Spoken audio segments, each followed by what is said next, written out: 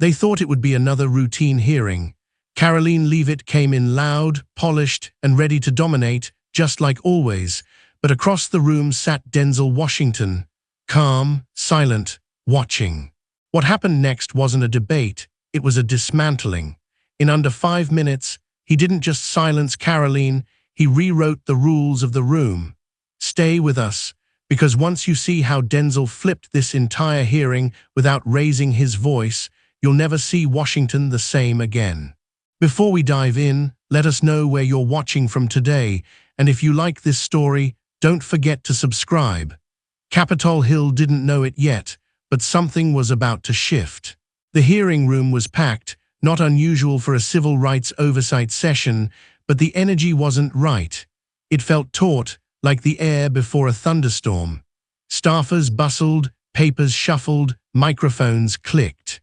And then Karoline Leavitt walked in, smiling, waving, owning the space like it was built for her. Her heels echoed with precision. Her team followed behind her, all business. She had the swagger of someone who expected another win, another viral clip, another takedown to boost the week's headlines. She wasn't just ready, she was loaded. Her notes were color-coded. She'd practiced her lines. Her team had rehearsed the camera angles, the moment to lean in, the moment to smile. This wasn't governance. This was stagecraft, and Karoline knew how to own a stage. That's what made her so dangerous.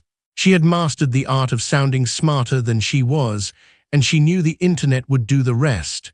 On the other side of the room, someone far quieter was already seated. Denzel Washington. No fanfare, no entrance music. No nods to the cameras.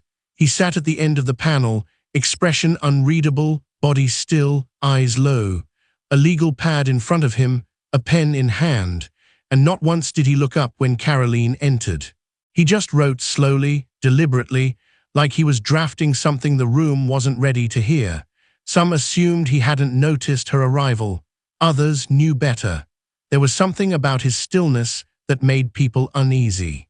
Not weak, never that, just focused, like a man studying a storm, not running from it.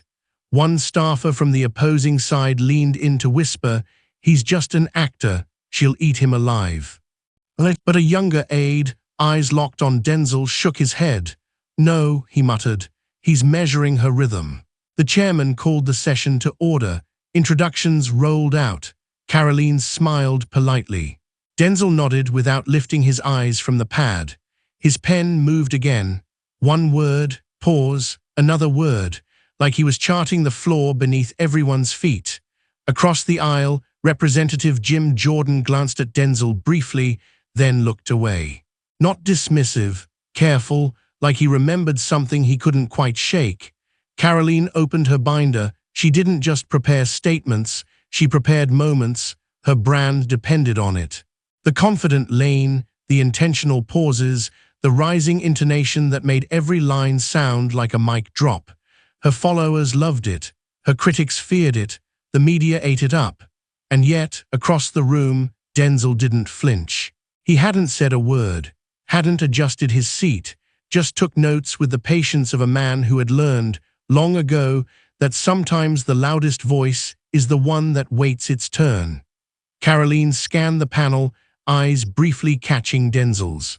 Nothing, no shift, no reaction, just that steady, unblinking calm that feels less like passivity and more like pressure. She smirked. To her, he looked beatable. To the rest of the room, he looked inevitable. And then came the moment no one noticed, except maybe one or two on his team. As Karoline launched into her opening remarks, layered with confidence, sarcasm, and political buzzwords, Denzel paused. His pen stopped. His hand relaxed. He looked up, not fast, not dramatic, just enough to register he was listening now, but he didn't glare, didn't scowl, he simply watched, quiet, measured, watching not just what she said, but how she moved. How she performed, where she paused for effect, when she played to the cameras. He was studying a pattern. Behind him, one of his aides scribbled a note, "Let her fill the room, then empty it." Karoline didn't see it. She was too busy lining up her opening attack on federal oversight, on so-called activist representatives, and yes, on Denzel himself. She had her sights set on the moment she'd go viral. But what she didn't know, couldn't have known, was that the man across from her wasn't preparing to fight her. He was preparing to end the game entirely. The chairman nodded toward Denzel. The room quieted, but he still didn't speak. Instead, he wrote one more line, folded the corner of the page, and closed the pad. The cameras didn't catch it, but those who were watching closely felt the shift. And just like that, it wasn't her hearing anymore, it was his. He hadn't said a word, but somehow, the room had already started listening to him. Denzel Washington remained still at the table, hands folded, pen resting on the closed legal pad like a quiet blade. Karoline kept going, rolling through familiar talking points about overreach, state authority, and Hollywood activists who confuse speeches with statutes. But the rhythm had changed. Her tone carried the same force, the same cadence, but something was off, as if the words were echoing into a space that wasn't responding the way it used to, because Denzel wasn't responding the way they were used to. This wasn't some actor playing politician.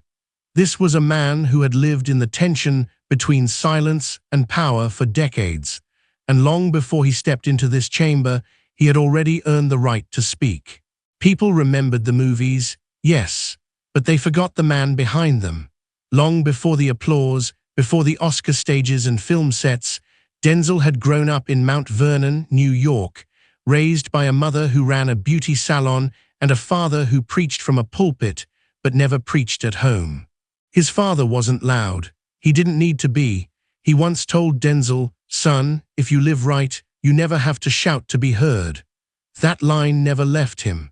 And when his father passed in 1991, quietly, from complications related to diabetes, Denzel didn't talk about it. Not in interviews, not in press releases, but his work changed. The roles deepened. The silences in his characters grew heavier. Family, loss, redemption, all carved into his performance like names on stone. Karoline wouldn't know that. She wouldn't know how many hours he spent inside boys and girls clubs across the country, not for cameras, not for press, just to sit, listen, mentor. She wouldn't know about the scholarships he funded anonymously for kids he never met, or the legal teams he supported behind the scenes, the ones that fought cases that never made headlines but changed someone's life forever. What she did know, what she saw, was a man with no political resume, no beltway inside a badge, no degrees from Georgetown or Yale. That made her feel bigger. It made her feel ready. She had no idea it made him more dangerous, because Denzel had something she didn't: memory. Memory of how this system failed people who looked like him, how voices like hers, well-dressed, well-lit, camera-trained, had always been handed the mic, while men like him were told to stay in their lane. So he did, until he built a new lane, one that went through city blocks, not green rooms, Fordham University, theater, then stage, then screen. But even then, he didn't chase celebrity, he chased purpose. He didn't care about being seen. He cared about standing for something when people tried to look away. That's why he was here, not for ambition, not for rebranding. He was here because somewhere out there, a kid in a forgotten neighborhood was being told he wasn't qualified. And if Denzel had anything to say about it, that lie would stop today. Karoline leaned into her mic again, shifting her weight forward like she was teeing up her next point. "We need serious voices in this chamber," she said with a practiced tone, "not manufactured outrage dressed up as community activism." Someone in the back coughed. One of the Democratic staffers narrowed their eyes, but Denzel didn't blink. He had heard worse, from producers, from executives, from politicians with silkier suits and sharper tongues. He knew exactly what was coming. He just didn't need to stop it yet. Let her keep going. Let her believe the room still belonged to her, because this was the part no one teaches in debate class, the part they don't put in prep books, the waiting, the stillness, the pressure of presence that doesn't rise to meet the insult, it sinks beneath it, lets it fall, and then watches it shatter under its own weight. At the table, Denzel placed one hand gently on his folder. It didn't look like much. No gold seal, no flashy tabs, just a plain manila folder, slightly worn at the edges, but inside it were facts, records, timelines, quiet receipts from years of real work, the kind of work Karoline's playbook never accounted for. She smiled again, unaware. And the room, though no one said a word, had already started to shift. Karoline could feel it, something had changed, but she didn't know what.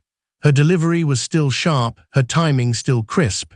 She hit all her usual beats, parents' rights, state sovereignty, out-of-touch elites, ruining local values. But the crowd wasn't reacting like they used to. No amused smirks from her allies, no eye rolls from the other side, just stillness. A kind of listening that didn't feel passive, it felt like waiting, and she hated waiting. So she leaned in harder, her tone turned sweeter, but the edge was still there.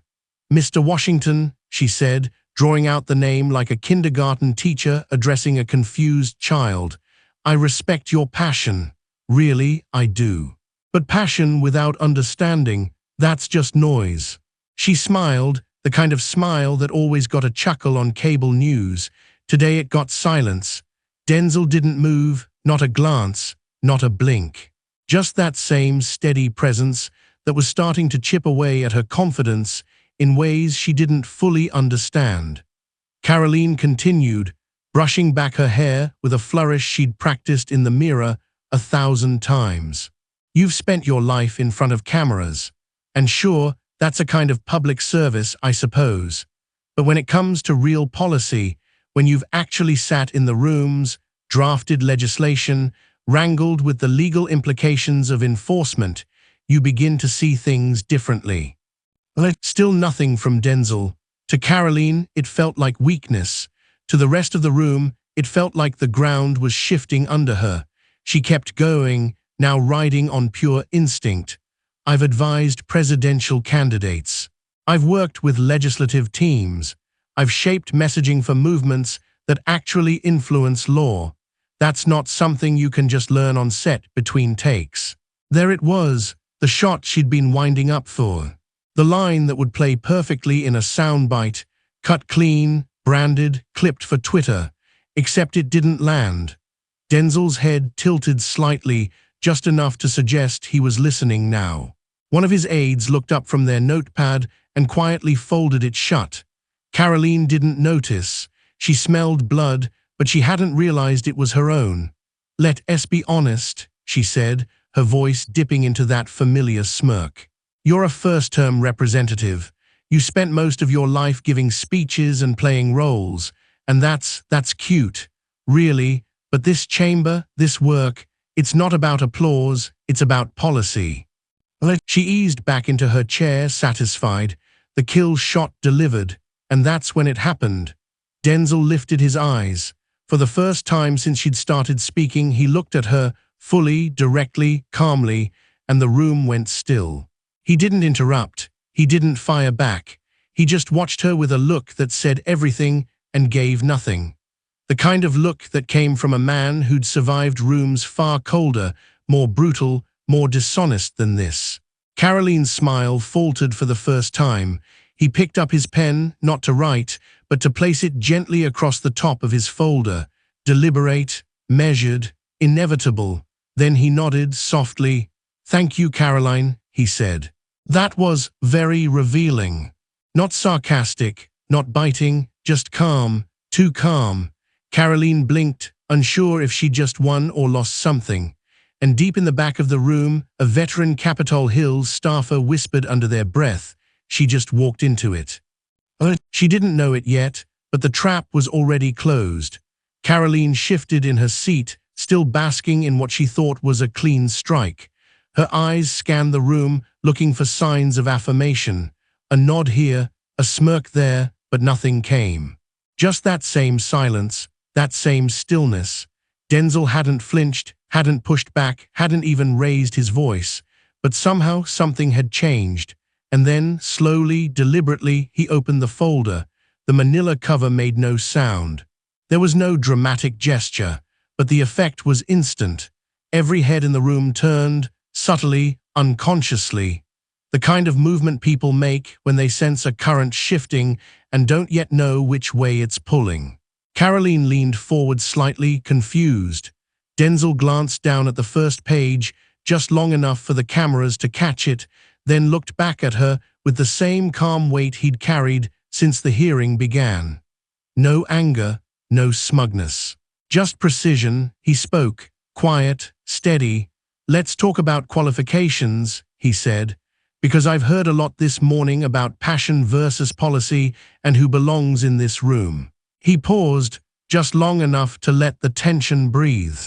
"I want to make sure I understand," he continued, voice cool as stone. "You're saying my decades of community work, mentoring at-risk youth, funding scholarship programs, building centers in underserved neighborhoods, you're saying none of that qualifies me to speak about civil rights enforcement?" Karoline didn't flinch. "I'm saying there's a difference between activism and legislative expertise, that's all." Denzel nodded slowly. "I see, and you're making that claim based on your own extensive courtroom experience in civil rights law, I assume." She perked up again. "Exactly," she said, sitting taller. "I've been on the legislative side for years, shaping policy, advising candidates, building coalitions." But she didn't get to finish, because that's when Denzel smiled. Not a warm smile, not a pleasant one, the kind of smile that comes just before the checkmate. He flipped to the second page. "Then maybe you can help me understand something," he said. "How many federal civil rights cases have you personally worked on, under oath, in a courtroom, defending or expanding rights for American citizens?" The pause was different this time. He wasn't filling silence, he was letting it collapse. Karoline blinked, once, then twice. She opened her mouth, but nothing came out. "Well," she said finally, reaching for control, "my work is more in the realm of shaping conversations, influencing legislation, public narrative." "I didn't ask about conversations," Denzel interrupted. Calm, focused. "I asked about courtrooms, federal civil rights cases, how many?" The silence that followed was surgical. She glanced to her team, but no one moved. And that's when Denzel dropped the weight. He flipped to the next page and looked up. "Let me help you out," he said. "Public records show your courtroom experience in civil rights cases stands at 0. Not one, not a single time." The hit landed with the force of a silent gavel. Even the Republicans stopped moving. Even Jim Jordan didn't interrupt. Karoline sat still, eyes locked, the air pulled from her sails. The confidence in her spine wilted by inches. Denzel didn't stop. He leaned in, not aggressively, not for show, just enough to make sure she saw him clearly. "Now, since we're talking credentials," he said, voice low and exact, "let me share mine. I've personally funded programs that kept kids out of prison. I've opened doors to colleges for students who never thought they'd see one. I've backed legal teams, community reform efforts, and civil rights campaigns long before stepping foot in this chamber." He let it hang there, not shouted, not dramatized, just offered, undeniable, and all without asking for a camera, he added. Karoline didn't respond, because there was nothing left to say. Denzel didn't need volume, he had gravity. The room felt it now, settled into a deeper silence. Not the awkward kind, the kind that comes when something undeniable has just been said. The kind that makes even seasoned politicians hesitate before they speak next. Karoline Leavitt didn't say a word. For the first time all morning, her hands weren't moving, her lips weren't forming the next zinger. She just sat there, staring, caught between disbelief and something far more unfamiliar, doubt. Denzel looked down at his folder again, flipping to the final page. But this time, he wasn't speaking to just Karoline. He was speaking to everyone. "While some of us were prepping for TV hits," he said, voice low but rising with weight, "others of us were walking streets most politicians only mention during campaigns. I've sat with mothers who buried their sons. I've stood in schools where the walls crumble before the future does. I've looked young men in the eyes, kids the system already wrote off, and told them, your life matters, and then backed that up with resources, not retweets. He paused, eyes locked on hers again. And I did all that before anyone handed me a microphone. Karoline shifted, just slightly, but the motion said everything. Her armor was cracking, the smirk was gone. The performative confidence that had carried her through hundreds of soundbites was now dead weight. But Denzel wasn't done. Since you mentioned qualifications, he continued, here's a little more background for the record. While you were writing memos for campaigns, I was funding re-entry programs for former inmates. While you were scripting talking points, I was sitting down with governors, Republican and Democrat, pushing for sentencing reform. And while you were booking airtime to talk about policy, I was paying for lawyers to fight for kids who couldn't afford to defend themselves. Each line landed heavier than the last. Karoline looked down now, not at her notes. Just down. Denzel reached into the inside flap of the folder and pulled out one final item, a folded, worn envelope. He placed it on the table in front of him. His fingers rested on it gently, like it held something sacred. My father was a minister, he said quietly. A quiet man, never shouted, never chased applause, but before he died he left me a note. One sentence, just one. He looked up again. Make them respect your silence. The entire room froze. No phones buzzed. No papers rustled. Even the aides stopped pretending to look busy. Denzel slid the envelope back into the folder and folded his hands. And so I did, he said. His voice didn't rise. But the floor under Karoline's feet dropped out from under her. Because this wasn't just a rebuttal. It wasn't even a takedown. This was something else. This was a man, forged in spaces politics pretends to care about, standing toe-to-toe with the gatekeepers and not blinking. Karoline opened her mouth like she wanted to say something, anything.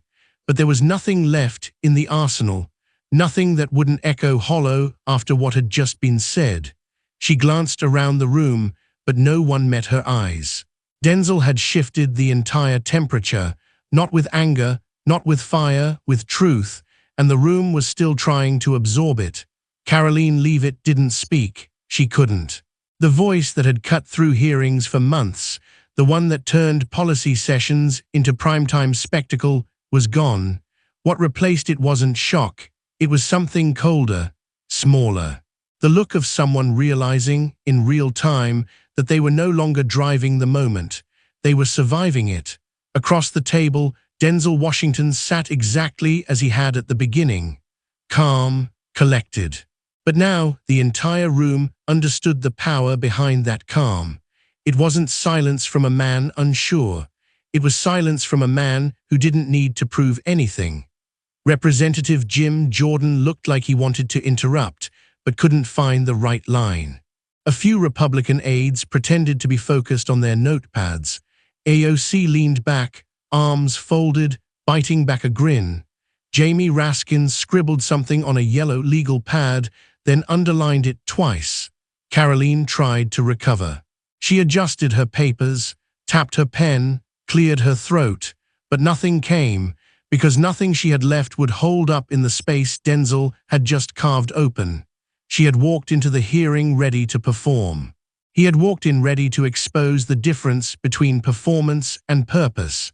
The chairman offered her the floor. Representative Leavitt, any final remarks? She didn't look up. She didn't smile. She didn't reach for another line. No, she muttered, I think I've said enough. And she had. Every word she'd spoken now hung in the air, not as a record of strength, but as a trail of unraveling. The moment Denzel asked her for real courtroom experience, it had started. But the final blow hadn't been a fact.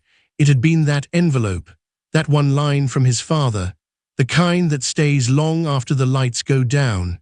In the back, a mic caught someone whispering, she just got taught without ever being yelled at. Denzel didn't smirk. He didn't nod. He didn't celebrate. He simply reached for his pen again, opened the pad, and began writing like none of this needed to be remembered. Like it was just another day standing for the people who never got a seat at the table. Karoline sat frozen, eyes on the desk, her hands folded now, not in control, not bracing, just still. She'd made her name cutting down opponents. Today, she'd been dismantled with a voice that never even had to rise. And everyone in the room knew it. Outside the hearing room, the world was already on fire. Clips of Denzel Washington's quiet dismantling of Karoline Leavitt were exploding across every platform. Cable news broke in with special coverage. Political TikTok was flooded with reaction videos. Twitter was melting down. The most viral clip, 15 seconds of absolute stillness, Karoline saying cute speeches, then Denzel calmly asking, "How many civil rights cases have you personally handled in court?" followed by her silence. But inside the Capitol, Denzel didn't linger. He gathered his folder, tucked the envelope from his father carefully back inside, and rose without fanfare. There were no sound bites, no celebratory fist pumps. Just quiet nods from colleagues, some stunned, some respectful, all aware they'd witnessed something they wouldn't forget. As he stepped into the hallway, reporters surged forward, but he kept moving. Not cold, not rude, just focused. One aide tried to whisper about how big this was online. Denzel gave a soft shake of the head. "That's not why I came," he said. He stepped into an elevator alone. The doors closed. A moment passed. Then from his coat pocket, he pulled out an old wallet. Inside, behind a worn driver's license and a folded note from his youngest daughter, was a photo, faded, black and white. Him, 10 years old, standing next to his father in front of the old Boys and Girls Club building. His father's hand resting on his shoulder. The only caption, handwritten on the back, "Stand so tall, they never look past you again." He stared at it, not for long, just enough to remember why this mattered, enough to remind himself this was never about Karoline, it was about what she represented. Every polished, overconfident gatekeeper who thought real work was less valuable than the right degree. Every camera-trained mouthpiece who mistook noise for leadership. Every system that still believed men like him needed permission to speak. By the end of the day, analysts had a name for it, the Denzel effect. Law professors played the clip in class, breaking down every pause, every pivot. Political consultants rewrote prep memos for future hearings. Staffers from both parties started digging into witness backgrounds, not just for dirt, but in fear of walking into another Washington moment. Even on Fox News, the tone shifted. One panelist admitted, "You don't have to agree with his politics to admit that was surgical and devastating." Karoline's team went dark. No press, no follow-up statement. Her usual post-hearing circuit evaporated. The next time she walked into a committee room, she was quieter, slower, watching her words like someone who'd touched a stove and learned. But Denzel, he didn't slow down. He moved through the Capitol like a man who had nothing to prove and everything to protect. And the people, especially those who had never seen themselves represented in those halls, felt it. Donations poured in. Messages flooded his office. Not about politics, about dignity, about being seen. One message from a retired public defender read, "You didn't speak for applause. You spoke for all of us who were told our work didn't count. Thank you." And Denzel. He read them, but he didn't need them, because he already knew. In a city built on sound bites, sometimes the loudest message is delivered without ever raising your voice. And today, that message was clear. Credentials might win headlines, but character rewrites history.